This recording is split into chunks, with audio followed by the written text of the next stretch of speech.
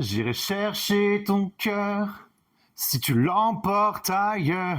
La Saint-Valentin approche et si vous avez les mêmes dons que moi en chant, je vous conseille plutôt de vous tourner vers un bouquet de fleurs. Cette année encore, les roses seront à l'honneur. J'ai rencontré Apolline, elle est fleuriste à Montigny-le-Bretonneux. Elle nous explique pourquoi la rose est une nouvelle fois la star du jour. C'est un classique indémodable, c'est le symbole universel de l'amour passionné et intense, notamment sur la couleur rouge. Symbole de l'amour, la rose se décline en de multiples couleurs. Alors, lesquelles choisir pour faire plaisir à votre moitié et celles à éviter? La rose rouge, qui exprime l'amour passionné, passionnel et surtout éternel. Pour un amour un peu plus doux, un peu plus pur, on a la rose blanche. La rose rose, c'est aussi la tendresse. On évite les roses jaunes qui éprouvent plutôt le sentiment d'infidélité. Et comme chaque année, Apolline se prépare à vendre beaucoup plus de roses que d'habitude. Aujourd'hui encore, c'est le classique. Il faut éviter de consommer la rose, et notamment la rose rouge, car elle est produite vraiment intensément pour la période de la Saint-Valentin. Elles sont produites hors saison, puisque la saison des roses n'est pas du tout au mois de février. Elles sont poussées sous serre, la qualité n'est pas au rendez-vous. Arrêtons donc le cliché du bouquet de roses pour la Saint-Valentin qui, en prime, fait du mal à l'environnement. Mais quelles sont les alternatives? Réponse d'Apolline.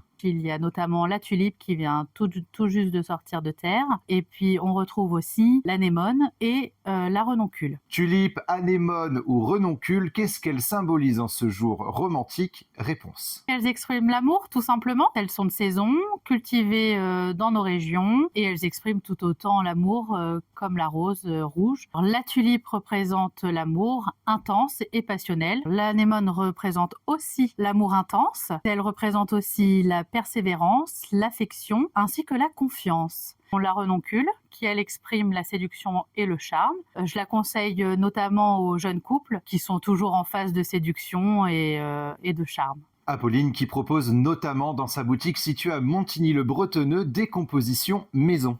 Cette année, je propose des fleurs séchées sous cloche avec des roses stabilisées. Tous les modèles sont uniques puisqu'ils sont faits par mes soins. Et le petit plus, c'est qu'il n'y a pas d'entretien. Alors pour cette Saint-Valentin, est-ce que vous serez team rose ou est-ce que vous opterez pour plus d'originalité? C'est à vous de faire votre choix. J'irai chercher ton âme dans les froids, dans les flammes.